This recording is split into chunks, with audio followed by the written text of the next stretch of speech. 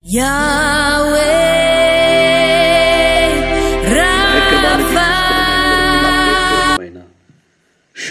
Shalom తెలియపరుస్తున్నాను. తండ్రికి మహిమ. ఈ కార్యక్రమాన్ని మరొక కార్యక్రమంలో తండ్రిని గణపరిచే కృప మనందరికీ తండ్రి మనకిచ్చారు.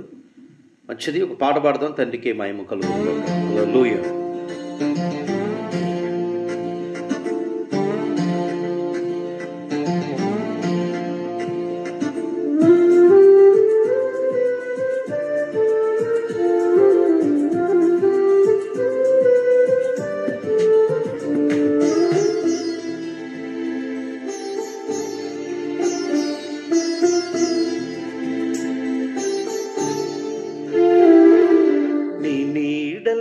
నా బ్రతుకు గడవాలని, నీ అడుగు జాడలలో నే నడవాలని, నీ నీడలో నా బ్రతుకు గడవాలని, నీ అడుగు జాడలలో నే నడవాలని, హృదయ వాంఛను కలిగియుంటిని, హృదయ వాంఛను కలిగియుంటిని, నీ సహాయము కోరుకుంటిని, నీ నీడలో నా బ్రతుకు గడవాలని, నీ అడుగు జాడలలో నే నడవాలని.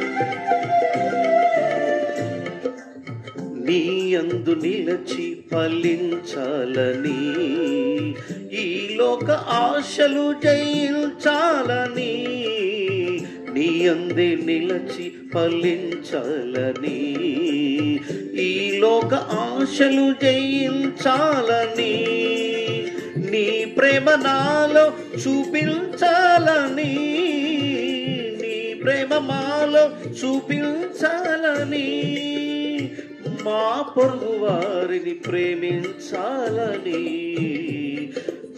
హృదయ వాంఛను కలిగియుంటిని, హృదయ వాంఛను కలిగియుంటిని, నీ సహాయము కోరుకుంటిని, నీ నీడలో నా బ్రతుకు గడవాలని, నీ అడుగు జాడలలో నే నడవాలని, నీ నీడలో నా బ్రతుకు గడవాలని.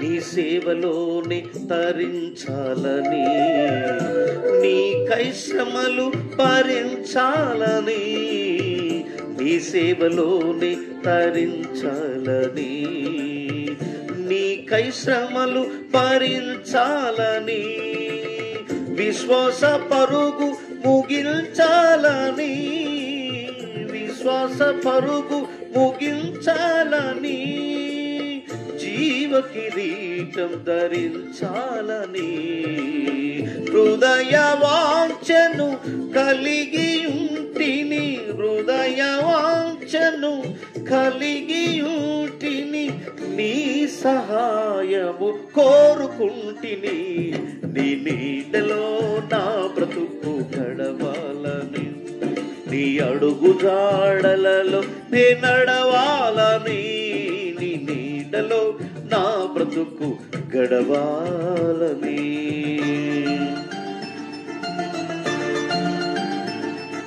గోరి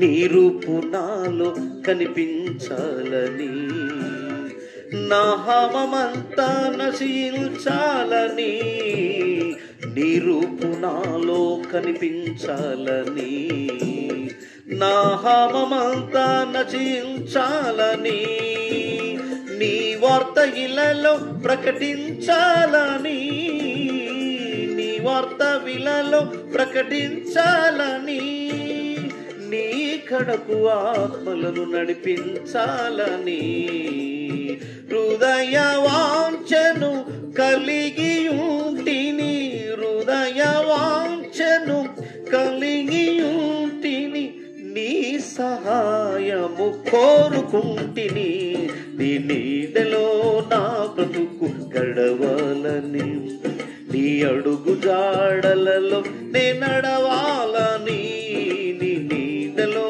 నా బ్రతుకు గడవాలని, నీ అడుగు జాడలలో నే నడవాలని, హృదయ వాంఛను కలిగి ఉంటిని, హృదయ వాంఛను కలిగి ఉంటిని, నీ సహాయము కోరుకుంటిని. పరిశుద్ధ గ్రంథమైన బైబిల్లో నుండి కొన్ని మాటలు మనం విందాము. యాకోబు పత్రిక 1వ అధ్యాయం 21వ వచనాన్ని మనం నేర్చుకుందాం. తండ్రి యొక్క వాగ్దానాలని కూడా యావే మనకి ఇచ్చినట్టు ఈ శ్రేష్టమైన వాక్య భాగాలను మనం నేర్చుకుందాం. తండ్రికి మహిమ కలుగు. చదువుదాం. మీ ఆత్మలను రక్షించుటకై శక్తిగల వాక్యమును సాత్వికముతో మీ రక్షణ సువార్తను విని మెస్సీనందు విశ్వసించి వాగ్దానం చేయబడిన ఆత్మ చేత మీరు ముద్రించబడ్డారు. ప్రియ సహోదరి సహోదరులారా, మన ఆత్మలు రక్షించుకోవటం కోసం, అగ్నిగుణను తప్పించుకోవడం కోసం సర్వోన్నతుడు ఆయన దూతల ద్వారా, యాశ్వమసే ద్వారా, భక్తుల ద్వారా మనకు వాక్యాన్ని అందించాడు. మనము తండ్రితో మాట్లాడాలి అంటే ప్రార్థన ద్వారా తండ్రితో మాట్లాడతాం. తండ్రి మనతో మాట్లాడాలి అంటే మన వాక్యం ద్వారా తండ్రి మనతో మాట్లాడతారు.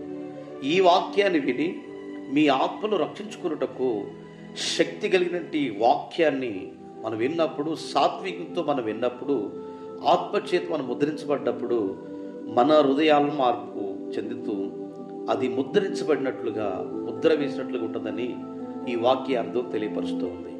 అందుకని పౌలు అంటాడు, నిజంగా కొరింథీయులకు రాసిన పత్రికలో 15వ అధ్యాయంలో ఏమంటాడు, ఒక గుడ్ న్యూస్ తీసుకొచ్చాను. ఏంటయ్యా వార్త? ఒక మంచి వార్తను మీకు తీసుకొచ్చారు. ఏంటి అని అంటే అది మీరు గట్టిగా పట్టుకున్నారు. 15వ అధ్యాయం 3వ వచనం నుండి మొదటి నుంచి చదివితే అక్కడ రాయబడిన మాట ఏంటంటే, ఒక గుడ్ న్యూస్ అంటే ఒక మంచి న్యూస్, అంటే మంచి వార్తను మీకు తీసుకొచ్చాను. ఏంటయ్యా వార్త అంటే, మన పాపాల కొరకు రక్షకుడైన యేసు వారు లేఖనాల ప్రకారంగా మృతి నొందును, లేఖనాల ప్రకారంగా సమాధి చేయబడును, లేఖనాల ప్రకారంగా తిరిగి లేచును. ఇది సువార్త, ఇది రక్షణ సువార్త, ఇది మానవులను బ్రతికించే సువార్త. ఇదే సువార్త మీరు ప్రకటించండి.